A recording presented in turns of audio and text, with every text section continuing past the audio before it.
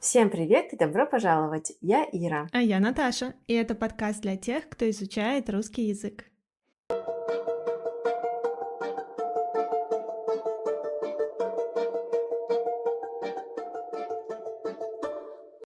прошлом выпуске мы говорили о блогерах, и мы все знаем, что ни один блогер не обойдется без хейта. Мы используем английское слово hate, когда мы говорим об интернете. Хотя и в русском есть слово ненависть. Но все-таки есть в этом какая-то разница. Ненависть и хейт. Да, мне кажется, что ненависть более сильное слово. Да, и мы будем использовать ненависть, когда мы говорим об отношениях между людьми в реальной жизни. Да. А когда это именно в интернете, и очень часто это просто что-то необоснованное, да, что... Необоснованное, и мне кажется, это не относится к какому-то лично, индивидуально к человеку. То есть, мне кажется, это просто потребность человека высказать свой негатив, потому что он у него есть внутри. Ну, лично я это вижу именно так. Да, мне кажется, мы так к этому и относимся. То есть, когда мы говорим «у меня есть хейт», то мы сразу понимаем, что, окей, просто приходят люди, иногда неадекватные, которые пишут негативные комментарии. Да. Да. Но когда мы говорим «он меня ненавидит», то это что-то... Да, это все-таки личное, да. Да, более серьезное. Мы скажем: «За что? Как так получилось? Почему?» Хорошо. Итак, есть ли у тебя хейтеры? Да. А у тебя? Не знаю, потому что они все заблокированы после первого же комментария.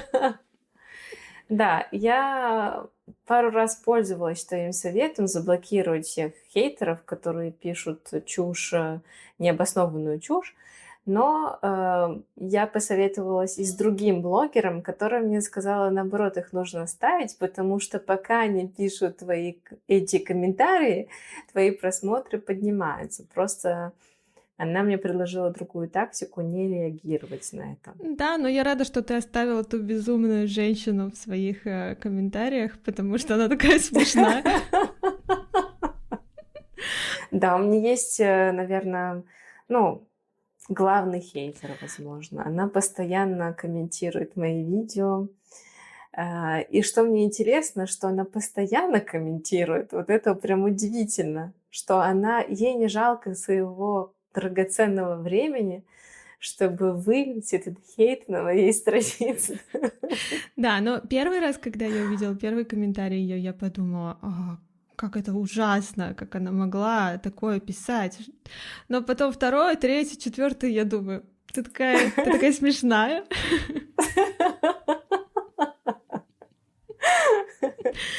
Хорошо.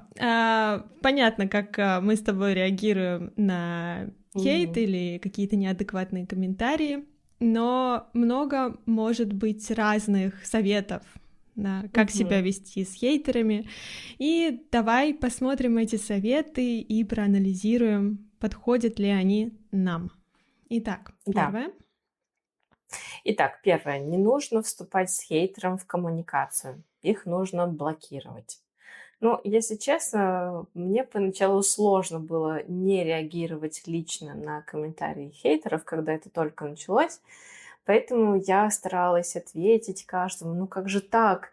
Вы не поняли мой посыл. Мой посыл был в этом. Да как же так? Почему вы не понимаете? Потом, через какое-то время до меня дошло, что просто нужно принять тот факт, что существуют такие люди, и просто игнорировать это. Но как раз-таки с этой женщиной все-таки мне хочется с ней вступить в какой-то баттл. Поэтому я еще ее не заблокировала. Но самый такой адекватный совет для вашего ментального благополучия – это их блокировать. Да, это зависит от того, можешь ли ты справиться с этим морально или нет. Да, то есть, если для тебя это окей, и ты понимаешь, что ты прочитал, не знаю, улыбнулся и пошел дальше, один момент. Но я, например, блокирую сразу, и не Мгм. вступаю в коммуникацию, не начинаю доказывать, что вы не так поняли, здесь все по-другому, потому что я не хочу, чтобы этот человек возвращался на мою страницу. Мгм. Я не хочу, Да, чтобы он продолжал коммуникацию. Я не хочу, чтобы у него в рекомендациях, а так работает алгоритм, да. Я не хочу, да, чтобы он еще раз видел меня и еще раз мне там что-то писал. Все, я это не вынесу.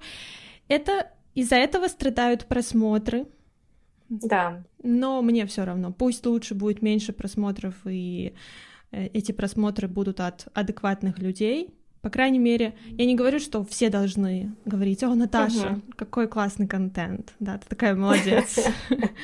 Но Хотя если... почему бы нет? Ну да.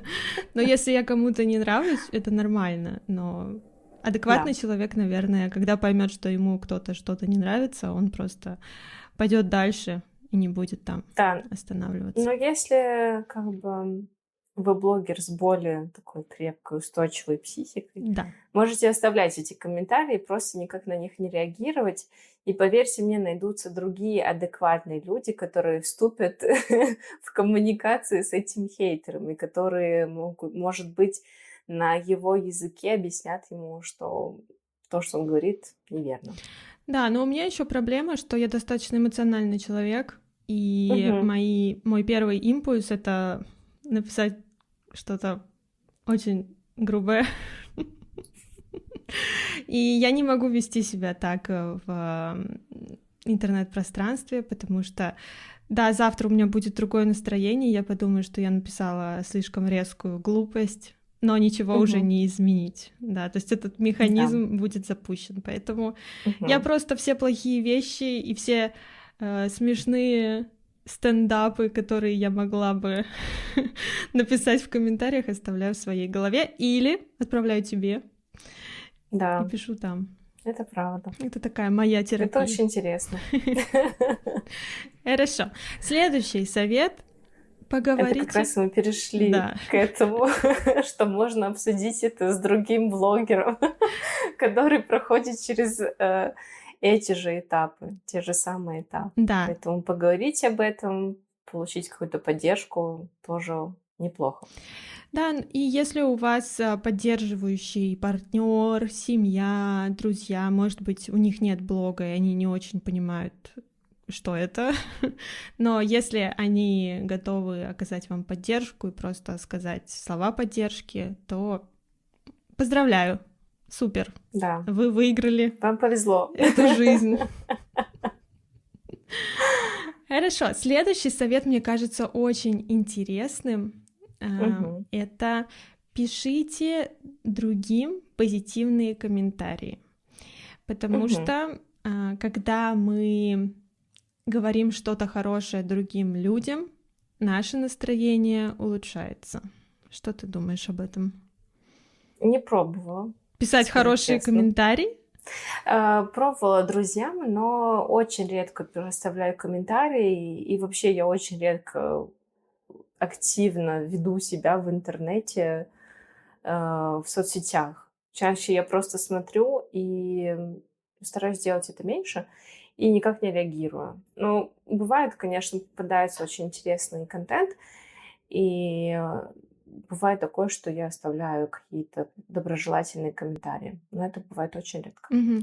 Ну, с тех пор, как у меня появился свой блог, я, конечно, больше Мгм. комментирую записи других людей Мгм. и больше лайкаю тоже, потому что Мгм. раньше было как, ну, видео и видео, кто-то сделал видео, и что?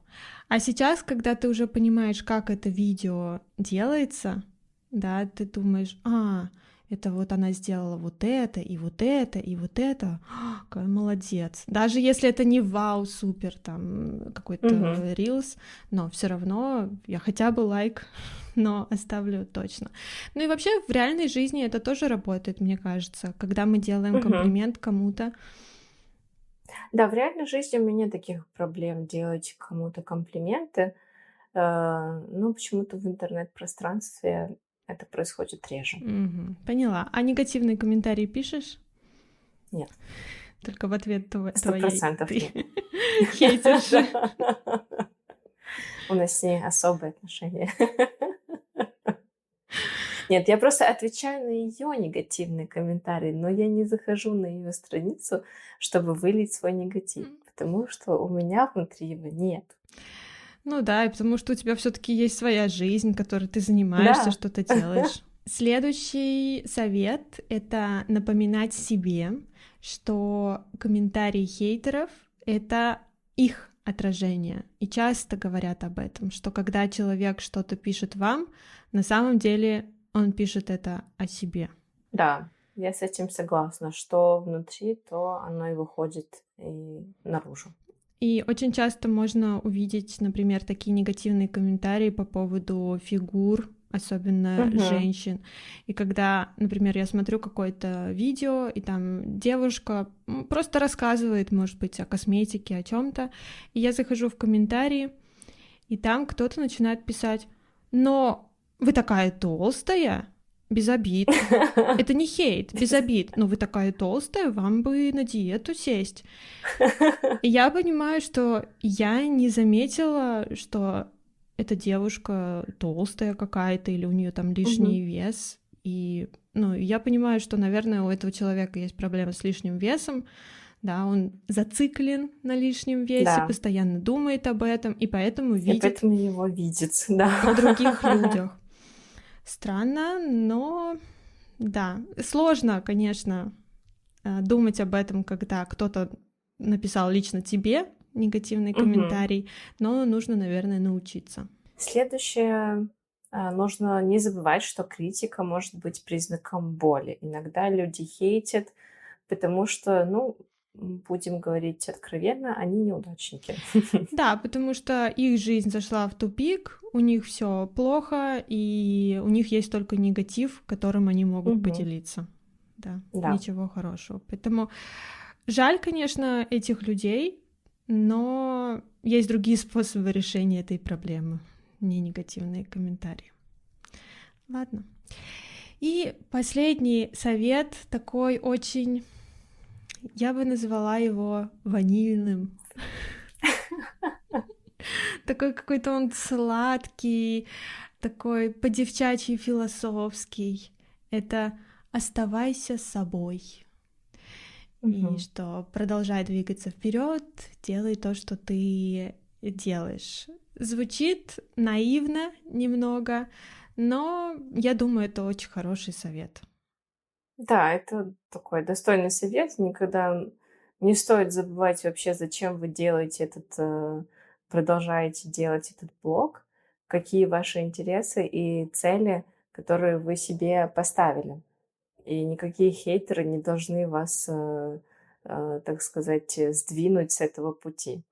Верно. И ты знаешь, у меня вот есть вот это очень удачное видео на Ютубе про чтение русского алфавита. Мгм. Там сейчас уже 500 000 просмотров, не знаю, ну, какое-то достаточно большое количество лайков, и большая часть комментариев — это хорошие комментарии, я бы сказала, там Мгм. 90%. И тут один человек написал, что слишком быстро, сделай медленнее.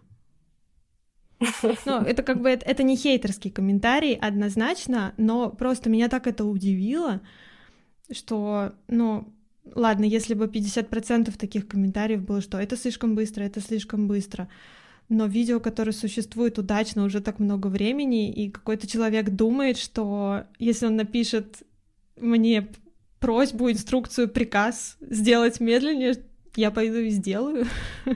Что это такое? Поэтому Да. я делаю в таком темпе, я говорю в таком темпе, также и с нашим подкастом. Да. Да. Мы говорим в таком темпе, мы делаем это так. Если вам не нравится, вы можете найти другой контент. Нет Мгм. никаких... Потому что изначально наша цель разговаривать естественно и передавать вам, как в нормальной жизни разговаривают носители. Да, и помнишь то сообщение в Инстаграме, там девушка, по-моему, это была, она написала вот такое сообщение: «Мне нравится ваш подкаст, но Но прошу вас». И дальше: «Не смеяться, говорить медленнее». Еще что-то там было. Но найди другой подкаст и слушай его. Все. Да, очевидно, этот подкаст не для тебя. Мне очень жаль, потому что мне бы хотелось, чтобы весь мир слушал наш подкаст и всем нравилось, но тебе не подходит. Найди другой подкаст. Все. Больше нет никакого ответа для тебя. Нет никакого решения. Мне интересно, как такие люди ходят в магазин. Да, то есть они приходят... Я представляю. Да. Не разговаривайте, не улыбайтесь. Нет, мне кажется... Можете дышать. Они приходят в магазин с овощами и фруктами и говорят: так, прошу вас, продавайте диваны. Потому что мне нужен диван. Какого чёрта вы продаете фрукты и овощи в вашем магазине? Согласна. Я уверена, что бывают такие люди. Ой, что ты хотела от себя еще добавить последнее? Я хотела добавить, что, к сожалению, наш мозг фокусируется больше на негативном и запоминает больше негативное. Поэтому, наверное, стоит анализировать вообще все комментарии и уделять больше внимания хорошим комментариям. Потому что я за собой тоже заметила. Я прочитала новые комментарии, и там есть хорошие комментарии. Я должна быть очень благодарна за них, я должна радоваться, что они есть. Но я помню только о том плохом комментарии, и это слишком деструктивно. Думаем о хорошем. Позитивный вайб. Так, озвучишь вопрос недели? Вопрос недели. Как вы думаете, как лучше реагировать на хейт в интернете? Спасибо, что прослушали и просмотрели этот выпуск до конца. Становитесь патронами нашего подкаста, получайте скрипт каждого выпуска, доступ к закрытому чату в Телеграме, а также место в разговорном клубе. Все детали в описании. Пока-пока. Пока-пока.